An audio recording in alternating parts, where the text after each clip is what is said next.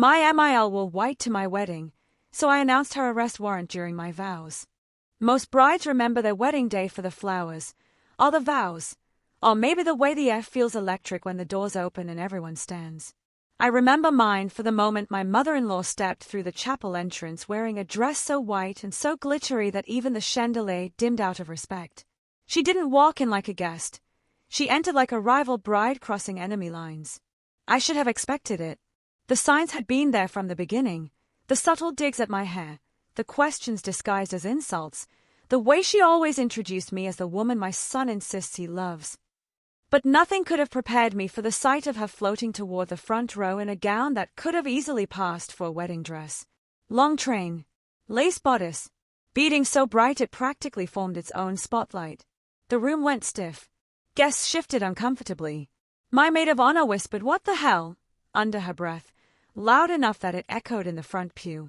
Even the officiant blinked twice, unsure if he was supposed to congratulate her instead of me. My husband, well, almost husband at the time, looked like he had swallowed a thumbtack. His smile stretched too wide, too forced, like he was trying to signal to me that he had not, in fact, invited his mother to cosplay as a bride. I believed him. He'd been tormented by her theatrics for years, and this was the final boss level of maternal sabotage. But here's what she didn't know. I had come prepared. Not for a dress fight. Not to outshine her. Not to confront her in front of everyone and ruin the day I'd waited years for. No. I came prepared with something she never expected I'd have the courage to use. And it all started 3 months before the wedding, when a letter, not for me, but for her, arrived in our mailbox by mistake. The envelope had her name but our address, likely a postal mix-up triggered by her habit of signing up for things under random variations of her name to avoid giving out too much personal information. Ironically, that paranoia lured the truth right to my doorstep. I hadn't meant to look at it. I really hadn't. But the bold lettering across the top, "Notice of Outstanding Warrant," had practically screamed at me. And when I read it, I learned something that made my hands shake. She had been avoiding a court summons, repeatedly. And the warrant, it wasn't some minor traffic issue. It was fraud. A delicate blend of tax misrepresentation and financial manipulation involving a company she pretended to run for a disabled neighbor. She'd pocketed the funds, thousands, and then, as if the storyline needed more drama, she was using multiple aliases, illegal ones, to reroute documents and avoid detection. My husband had no idea, not even a hint. She told him she was being harassed by the government and unfairly targeted. He believed her. She was his mother, and he trusted her more than he should have. But here's the thing about secrets. They don't vanish. They shift. They twist. They find doorframes and cracks to slide under until they end up exactly where they are not supposed to be. On my desk. In my hands. At first, I didn't know whether to tell him. I went back and forth for weeks, unsure whether to expose something that would break his heart, or hide it and let a lie expand like mold. I wasn't trying to trap her. I wasn't trying to destroy her. I genuinely believed she'd surrender quietly once she realized the truth was out. But she didn't. She doubled down. Called me a meddler. Told me I misunderstood the situation. Claimed the letter was forged. Yes, forged. By nosy neighbors trying to ruin her reputation. And then, as if she were determined to prove the universe right, she showed up to my wedding dressed like she wanted to replace me. That was my breaking point. So as she glided down the aisle in her knockoff bridal gown, wearing that smug little smile that said she thought she'd won something, I looked at her and realized the universe was handing me the opportunity she had been avoiding for months. The guests quieted as the ceremony began. The music faded. The doors closed. The world went still. My heart thundered. Not from nerves, but from a truth I was finally ready to unleash. We said our vows, the heartfelt kind where your voice wavers and your partner squeezes your hands a little tighter. And then the officiant asked if we wanted to share any final words before the rings. My almost husband nodded at me. "Go ahead," he whispered. I turned toward his mother. Her smile froze halfway. "Before we finish," I said, my voice calm, steady, clear enough to reach the farthest seat in the chapel, "I want to acknowledge a special guest who has gone above and beyond to make today unforgettable." She straightened, smoothing her dress, Sight in this moment was about her triumph. In fact, I continued, she has impressed us all so much that the authorities have been waiting for her arrival. A ripple of confusion swept through the room. My husband's brow furrowed. Authorities? I didn't break eye contact with her. Yes, I said, because as of this morning, an officer is standing in the lobby ready to speak with my mother-in-law regarding her outstanding arrest warrant. The room erupted in whispers. Her face went white, ironically whiter than her dress. And that's where part one ends. Because what happened next didn't just change the wedding. It detonated the entire family. The moment the words "outstanding arrest warrant" left my mouth, the entire chapel shifted. It wasn't just shock, it was the kind of silence that feels physical, like the air itself thickened. A gasp cut through one of the back rows.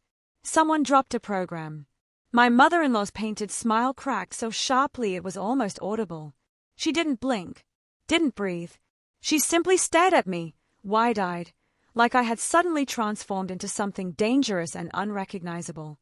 For a woman who loved being the center of attention, she wasn't prepared for the spotlight to turn into a searchlight. My husband, now officially husband, since we had already exchanged vows, looked between us with a pale, confused expression. What? What is she talking about, Mom? Her lips parted. Nothing came out. And then the chapel doors opened. In walked a uniformed officer, composed and unhurried, as if stepping into weddings was something he did every Thursday at noon. He nodded politely to the guests, then checked the small notepad in his hand before looking directly at her. He said calmly, "I need a word with you." She flinched as though someone had slapped her. "This is a joke," she sputtered, grasping the edge of the pew for support. "Some ridiculous prank she cooked up to embarrass me." The officer shook his head. "This is not a prank. I need to verify your identity." She sucked in a trembling breath. "You have the wrong person. I don't know what this girl told you, but I haven't done anything wrong." "This isn't about what she said," the officer replied. "We've been attempting to reach you for several months." Her face twisted. "That's impossible." My husband turned to her. "Mom, what is he talking about?" Her eyes darted between the two of us, her spine stiffening like she was preparing for battle. "Don't you dare believe a word of this. This is her doing. She has always been jealous of our bond. She'd do anything to push me out of your life." I almost laughed at the irony. She was the one who had crashed my wedding dressed like a decoy bride. But I didn't speak. I didn't need to. The officer stepped closer. "I need to confirm your full legal name." She swallowed. Hard. He continued reading from his notepad. "The warrant pertains to an ongoing fraud investigation involving multiple aliases. One of those names is—" "No," she snapped, loud enough that some guests jumped. "Stop! I don't need to hear this." But the officer didn't stop. He listed each alias clearly, one by one, the way someone might read out items in a ledger, precise, steady, undeniable. And there it was. 3 names she had used. 3 names I had seen on the letter delivered to our home. 3 names she had always dismissed as clerical mistakes when my husband questioned them once. Now there was no room for her rehearsed explanations. The truth was finally cornering her. My husband stepped toward her slowly, as though approaching a wild animal that might bolt. His voice was soft, strained. "Why didn't you tell me about this? You said the government was harassing you." Her head whipped toward him. "Because they are harassing me. They've been manipulating paperwork, making up accusations. It's a conspiracy." The officer looked unimpressed. "We've attempted contact 16 times. All ignored. We have records of the notices. We have timestamps." "That's because I didn't receive them," she insisted desperately. She pointed at me with a trembling hand. "She stole my mail. She's trying to frame me." The room erupted into murmurs. Aunt Linda, never one for subtlety, whispered loudly, "She's losing it." My mother-in-law's chest heaved, her eyes filling with a storm that was part fear, part rage, part something I had never seen before. Something unhinged. She pointed at my husband again, her voice cracking. "Son, listen to me. She set this up. She's trying to destroy our family. She's been jealous of us since the day you brought her home." My husband stared at her as though seeing her for the first time. Mom, this officer isn't here because of my wife. Yes, he is, she screamed, her voice shattering like glass. She planned this. She's been plotting to humiliate me ever since she learned she could never measure up. And now she's trying to turn you against me. The accusation hung in the air, ridiculous yet heartbreaking. Then the officer stepped forward gently, placing a respectful but firm hand toward her direction. I'm asking you to come with me voluntarily so we can sort this out. If you do not comply, I will be forced to escort you. She recoiled. Absolutely not. I'm not going anywhere with you. This is my son's wedding. Her eyes darted wildly, searching for allies. But no one moved. Guests avoided her gaze. Even her sister pressed a hand over her mouth, whispering frantic prayers. She looked back at my husband as though he was her last lifeline. Tell him, she begged. Tell him I'm innocent. He stared at her for a long, quiet moment. His voice was soft when he finally spoke. Mom, I don't know what's going on, but you need to go with him. You need to tell the truth. The betrayal sliced through her. She staggered backward, shaking her head violently. No, no, no, no. You're choosing her over me. I'm choosing what's right, he said gently. Please, stop fighting. Her eyes filled with something dark. Hurt, yes, but also a kind of hatred I'd only ever seen her direct toward me. She whispered, barely audible, "You'll regret this." Then she turned, stiff and trembling, and followed the officer down the aisle. The room was silent except for the distant echo of her heels. When the doors shut behind them, the silence thickened again. No one exhaled. No one moved. My husband looked at me with an expression torn between confusion and devastation. What else? He asked softly. Didn't I know about her? And that question, that was just the beginning. Because his mother's arrest wasn't the end of the secrets. It was the spark that ignited all the ones she'd buried. Because once she was taken away, we discovered something in her abandoned purse, something that proved the warrant wasn't the worst secret she'd been hiding. When the chapel doors closed behind my mother-in-law and the officer, the entire room seemed to sag under the weight of everything that had just happened. It was surreal. Weddings were supposed to be full of joy, champagne toasts, awkward dancing. Not an arrest. Not a meltdown. Not a scene so chaotic it felt like the universe itself had tilted sideways. For a few moments, no one spoke.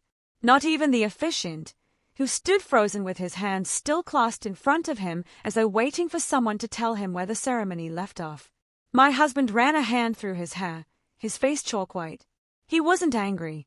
He wasn't even embarrassed. He was hurt. Deeply, heartbreakingly hurt. And I hated that part the most. Not the spectacle. Not the shouting. Not the accusations she'd thrown like daggers in every direction. But that look on his face. The look of someone realizing for the first time that the person they trusted most had been lying to them all along. He sat down slowly on the front pew. Guests murmured behind us, the sound low and buzzing, like bees trying to make sense of a storm. I sat beside him and wrapped my hand around his. It took him a moment to respond, but eventually his fingers squeezed mine back. "We can still finish the ceremony if you'd like," the officiant whispered gently. My husband let out a breath that was half laugh, half sob. I think it's best if we take a moment." Everyone nodded. They understood. Anyone with eyes understood. That was when Aunt Linda, again, zero subtlety, always, cleared her throat and pointed toward the aisle. "Is that his?" she asked. Everyone followed her gaze. Right there, on the floor near the pew where my mother-in-law had been sitting, was her purse. A big one. Structured. Designer. The kind she bragged about finding on miracle sale days, even though we all suspected the real miracle was how she kept acquiring expensive things with no income. My husband blinked.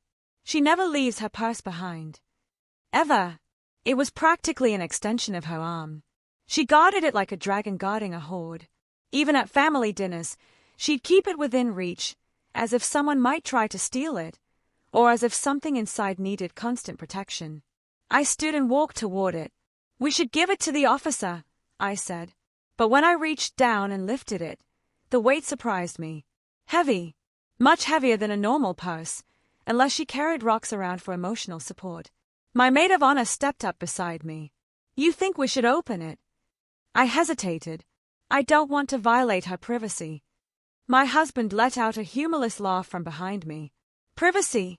After she tried to turn our wedding into a legal circus. He had a point. But even then, I wasn't planning to dig through her things. Truly, I wasn't. Until the purse slipped from my hand and something inside shifted loudly, sharp, metallic, clattering as though several rigid objects collided. Every pair of eyes in the room widened. The sound wasn't normal. Not for a piece. Not for makeup or keys, or the usual chaos women carry around to survive the day. This was different.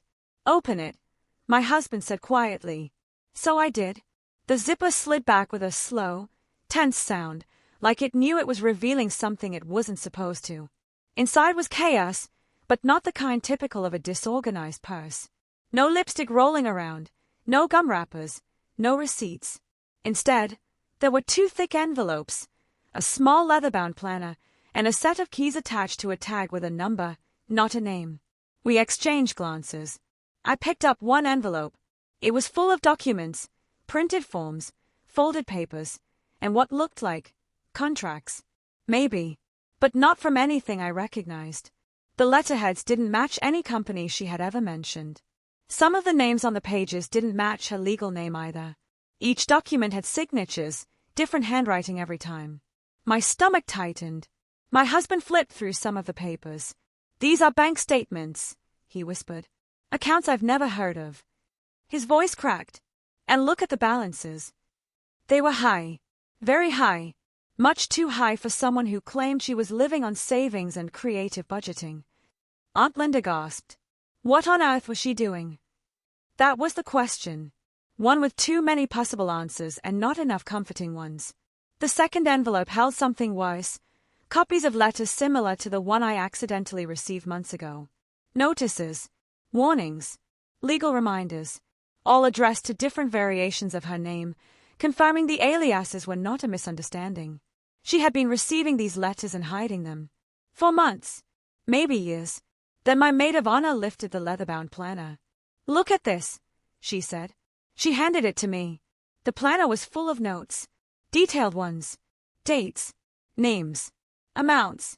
Meeting times. Strange symbols. And phrases like, move account before audit. Shift balance to new alias. He can never know. He. My husband. My throat tightened as I showed him the page. He stated the words like they were written in poison. She wrote that about me. She wrote that while sitting at my kitchen table. A silence rippled through the chapel, heavier than anything before. The truth was no longer hiding. It was sitting in my hands, undeniable. Then something else caught my eye, a small folded slip tucked in the back pocket of the planner. A keycard, black, unmarked, with a number printed in gold foil. What is this for? I murmured. That looks like storage, my maid of honor whispered. Like the kind you use in private vault facilities. My husband ran a shaking hand over his face.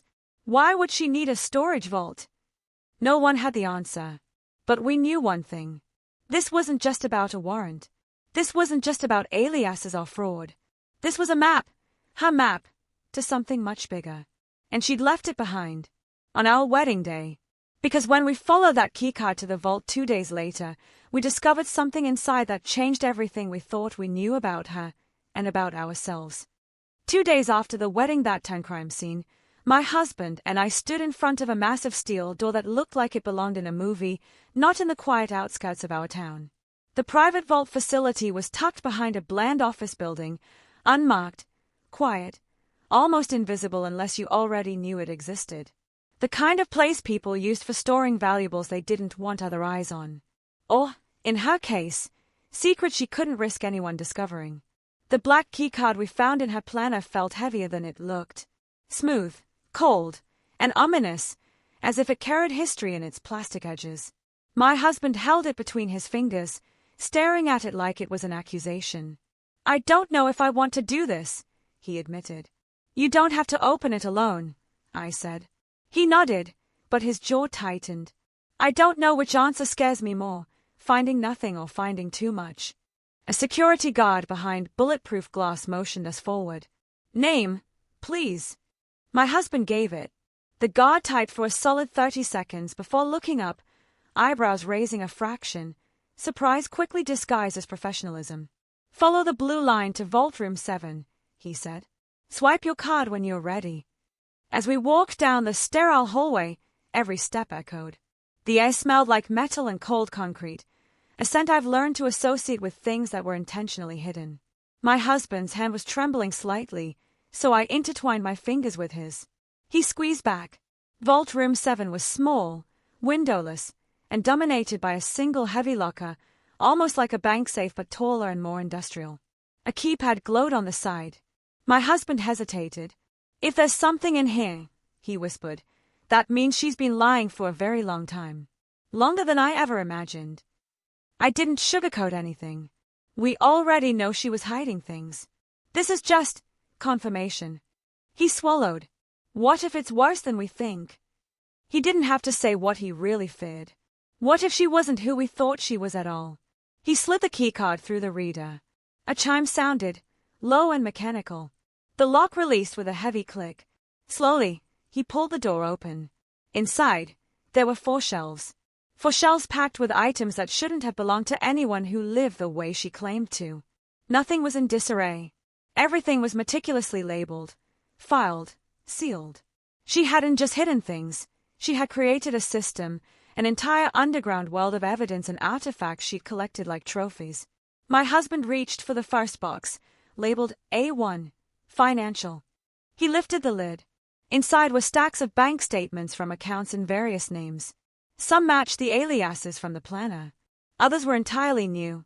Different handwriting styles, different signature loops, different addresses. There were deposit slips, withdrawal records, and offshore account documents with balances that made my eyes widen. This is insane, he whispered. She told me she couldn't afford to fix her car last year.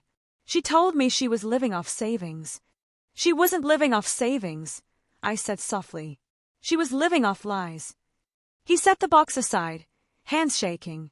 The second box was labeled A2 Personal. Inside were IDs, dozens of them. Driver's licenses, some real, some clearly forged. Passports, social security cards.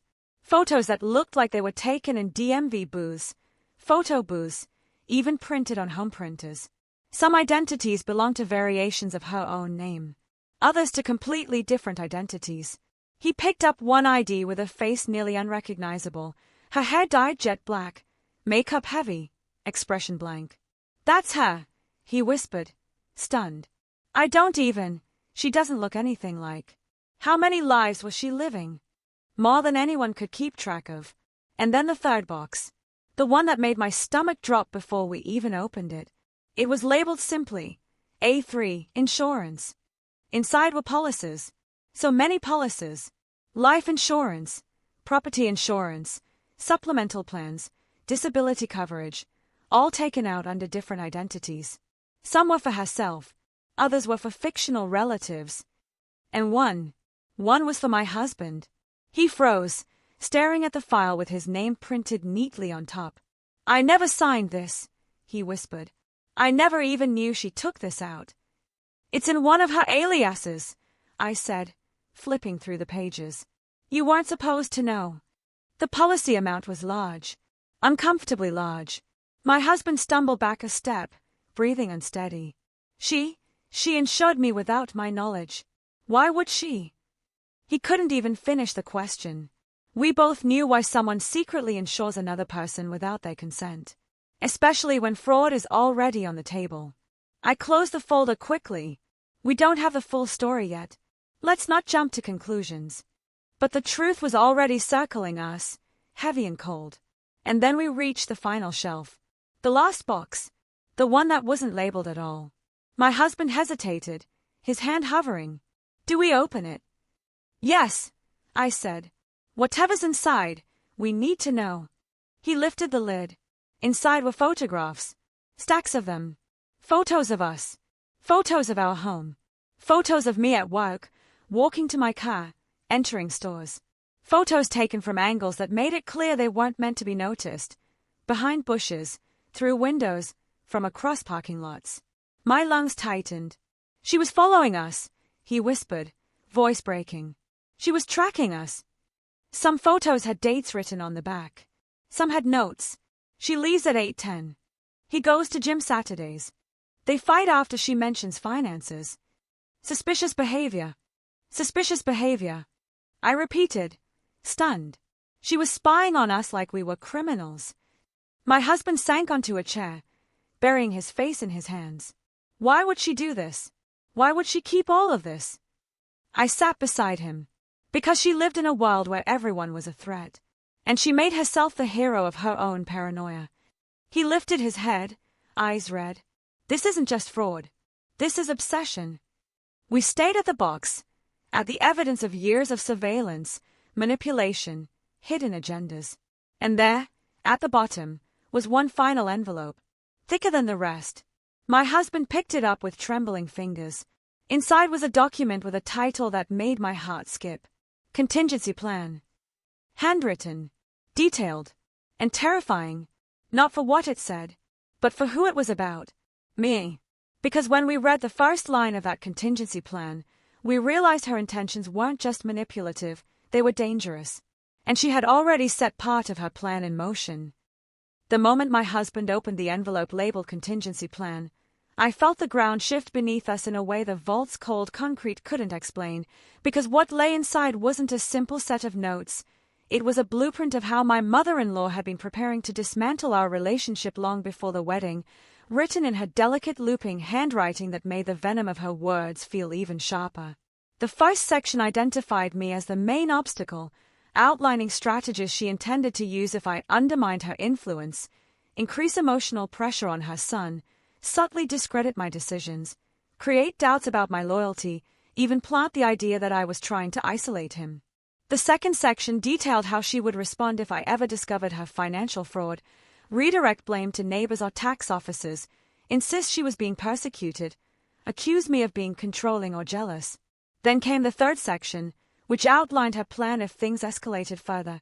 Collect evidence portraying me as unstable, tell relatives I was acting erratic, rehearse a narrative that painted her as my victim, and maintain innocence at all costs. But the fourth section, the one written in darker ink, under a heavy header labeled "IF situation escalates beyond control," shredded whatever illusions we still had about the limits of her manipulation. It instructed her to secure access to her storage vault, move sensitive materials, ensure her accounts couldn't trace back to her, preserve her legacy, and then ended with two words that made my husband step back as if burned: remove obstacle. Neither of us wanted to interpret what that meant, but the implication hung between us like a knife. Then we reached a final page, a letter addressed directly to my husband, opening with "If you are reading this, it means she has turned you against me," followed by paragraphs insisting I was manipulative, jealous, dangerous, and untrustworthy. She wrote that she knew him better than I ever could, that she was the only one who could protect him, and that if I ever tried to turn him away, he should follow her fallback instructions, which were supposedly inside a blue folder. That folder, buried behind other boxes in the vault, was filled with photographs, not of us, but of strangers, different ages, different backgrounds, different cities. Each photo had dates, locations, and strange notes written on the back, as though she had been following these people or documenting them for reasons we couldn't comprehend. Some images looked like surveillance shots, taken from cars, behind fences, or through storefront windows. Under the pile was a typed sheet titled "Unfinished Tasks," listing places she needed to revisit and loose ends she needed to handle before they connect dots. My husband stared at the papers, horrified, realizing his mother hadn't just been lying, she had been living an entire second life, one we still couldn't make sense of. When he reached for the final file in the folder, he found something even more disturbing: life insurance policies she had taken out under various aliases, including a massive one under his name, something he had never signed or known about. His voice cracked when he whispered, "Why would she insure me without telling me?" And neither of us said what we were both thinking, that people don't secretly insure someone they love, they insure someone they expect to benefit from. My phone buzzed then, breaking through the suffocating silence. The number was unfamiliar, but something in my gut urged me to answer. "Is this the daughter-in-law?" the voice asked, calm and strangely rehearsed. My husband watched my expression drain as the caller continued. I'm calling about your mother-in-law. Whatever you found in that vault, it's only the beginning. She wasn't arrested for what you think. There's more, much more. And you need to hear it now.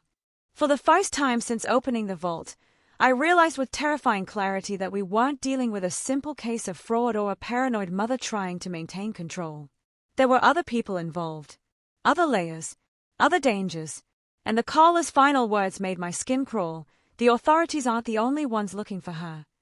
Because the man on the phone wasn't warning us, he was telling us the truth about who she really was, and what she'd been running from long before we ever stepped into her vault. The man on the phone didn't ask for confirmation, and somehow that was wise, like he already knew I was listening, already knew where we were standing, already knew exactly how much we had pieced together. His voice didn't tremble, didn't shift, didn't even hesitate. It sounded like someone who had practiced these lines, maybe for years, maybe for the exact moment someone stumbled into the vault we weren't meant to find. He exhaled once, quietly, before saying, "She wasn't arrested for fraud. That was the cover story. Ask your husband if he remembers the night she disappeared from the hospital." My husband's head snapped up, eyes narrowed, and I watched his face drain as he mouthed, "How does he know about that?" But the man kept talking. "You found the photos, didn't you?" My silence must have been enough. Then listen carefully. The people in those pictures were not strangers to her. They were witnesses. Potential liabilities. Some were victims who never came forward. Some were something else. He paused, and I could almost hear him choosing which truths would scare us into compliance. Your mother-in-law is not who you think she is. She never was. And the people looking for her now, my team included, aren't doing it to punish her. We're trying to contain what she set in motion. My husband, pale and shaking, tried to grab the phone, but the man spoke sharply. "Don't interrupt. You don't have time." There was something in the tone, urgent, practiced, exhausted, that forced us to stay still. "Years ago," the man continued, "she was involved in a network, people who traded information, identities, documents, anything that could be used to leverage power. Some call it espionage. Others call it ghost work. But she didn't just participate. She outmaneuvered them. She built her own offshoot operation and started removing anyone who threatened it." My stomach twisted. "Removing," I echoed, my voice barely a whisper. "Yes," the man said. "Not always violently. Sometimes she just needed to erase their existence. Papers, records, identification. Sometimes she needed more permanent methods." My husband pressed a shaking hand to his mouth, and the man's tone softened, just a fraction. "You're in danger because you found the vault. Because she didn't expect anyone to see the contingency plan. Not yet. She assumed she had more time." He let that sink in before adding, "And she assumed loyalty from her son. She always did." My husband stepped back, shoulders trembling, heart flashing across his face despite everything he had just learned. "Why me?" he whispered, more to himself than to the caller. "Why did she? Why all of this?" The answer came coldly, "Because you were her alibi, her smokescreen, her normalcy. As long as she had you, no one would believe what she truly was." I finally forced words out, my throat dry. "And me? Why was I an obstacle?" The man hesitated this time. "Because you weren't predictable. She underestimated you. She couldn't account for the way you question inconsistencies, or the way he changes around you. You disrupted her control. And people who disrupt her control become targets instead of tools." A chill raced down my spine. "Is that why she wrote 'remove obstacle'?" The man sighed, almost sympathetically. "Yes. But you need to understand something important. She didn't write those words for herself. She wrote them for someone else to carry out if she couldn't." My blood turned to ice. Someone else. My husband's phone vibrated violently on the counter. Another incoming call. Unknown number. Then another. And another.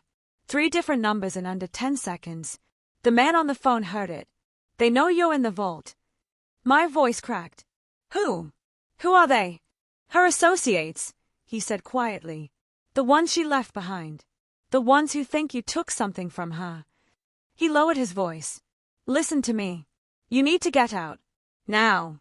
Leave the vault. Leave the property. Do not touch anything else. Do not go looking for her. And whatever you do, a sudden static burst cut through the line, followed by a sharp click, like someone else had tapped in. Then another voice, female, soft, familiar, slipped through the distortion. Sweetheart. My husband's breath stopped in his throat.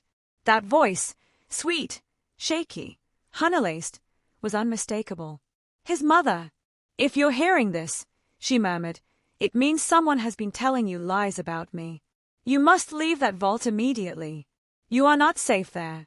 Not because of me, but because of the people who want to destroy everything I built. The man's voice returned suddenly, lead over haze, both voices tangled like two radio stations fighting for the same signal. That's a recording, he snapped. Don't listen to it. That message is years old. Pre-programmed. Triggered when the vault is opened. But her voice grew louder, clearer, almost affectionate. Listen to me, darling. They will twist everything.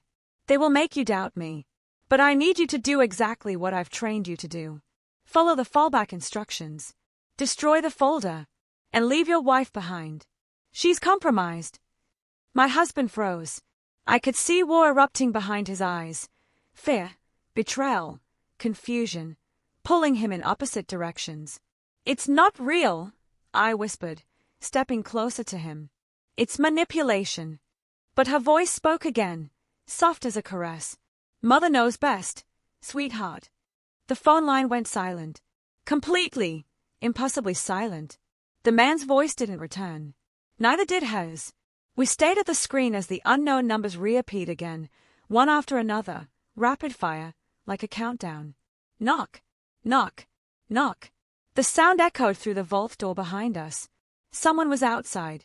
And they weren't knocking like a visitor, they were knocking like someone checking whether the lock was still holding. Because whoever stood on the other side of that steel door wasn't looking for answers. They were looking for us, and they already knew we had read everything she never wanted discovered. The knocking grew louder, more insistent, each rap reverberating through the cold concrete walls of the vault like a drumbeat counting down the seconds we had left. My husband grabbed my hand, and I could feel the tremor in his fingers. We both knew there was no way we could leave without confronting what, or who, was on the other side. I swallowed hard, forcing my pulse to slow, and whispered, "We can't just open it." He shook his head, voice barely audible. "We don't have a choice." The vault's keypad was old, scratched from years of use, but we had the code memorized from the instructions she had left behind. I entered it, our hands moving together, as if in perfect sync, until the door clicked and the heavy steel slid open. Outside, the corridor was empty. Not a shadow, not a sound, just the echo of our own breaths. I stepped forward, and that's when I saw it, a single envelope lying on the floor, stark white against the grey concrete, addressed to me in her looping handwriting. My heart skipped, my stomach dropped. My husband hesitated, glancing at me, then at the envelope, and finally nodded. I picked it up. Inside was a letter, short, concise, almost clinical, yet somehow more terrifying than anything we had read before. "If you are reading this," it began, "you have discovered too much. You have learned the truth about what I built, who I was, and what you cannot undo. Everything you know is only the surface. There are layers beneath layers, secrets I buried to protect myself. But some things cannot be hidden forever. The photographs, the insurance policies, the plans, they were never meant for you to understand. They were meant to prepare for those who would try to control me, manipulate me, or remove me from the equation. You are now a part of this equation." My hands shook, and my husband reached over to steady me. I continued reading aloud, voice barely a whisper. "I cannot undo the past. I cannot protect you from the consequences of knowing what I know, what I've done, or what I've planned. But you have a choice. Leave now, erase the vault from your memory, and live your life in ignorance. Or stay, and understand that everything you touch, everything you see, will pull you deeper into a reality you are not prepared for. Your decisions from this point forward will determine whether you survive, or whether you become another loose end." I looked up, my eyes meeting my husband's, and in that split second, I saw the gravity of what she had created, a web so tangled, so meticulous, that even with the vault open, even with the evidence laid bare, we could not fully comprehend it. There were no clear rules, no safe choices, no easy exits. I folded the letter slowly, my hands trembling, and felt the weight of it, not the paper, but the implications. Everything we had assumed about her intentions, about what was real and what was fabricated, had been shattered. And then I noticed a smaller compartment in the corner of the vault, almost hidden behind an old filing cabinet. It was a narrow drawer, barely noticeable unless you were looking for it, and in it lay a single USB drive, plain, unmarked. My husband reached for it, but I stopped him. "Wait," I said. "This could be a trap." He looked at me, then at the drive, then back at me, and I could see the same conflict in his eyes that I felt in my own chest, the curiosity to know, the fear of discovering something irreversible, and the awareness that nothing would ever be the same once we did. I carefully removed the drive and held it between us like a fragile promise, or a weapon. The knocking at the corridor resumed, faster this time, accompanied by muffled voices. They weren't yelling, just speaking in low tones, professional and cold, calculating. Whoever they were, they had been waiting for someone to access this vault, and now that someone was us. My husband's phone buzzed again, another unknown number. I didn't want to answer, but I knew it was the same voice, the same man from before. This time, the message was brief, clipped, urgent. "Do not connect the drive.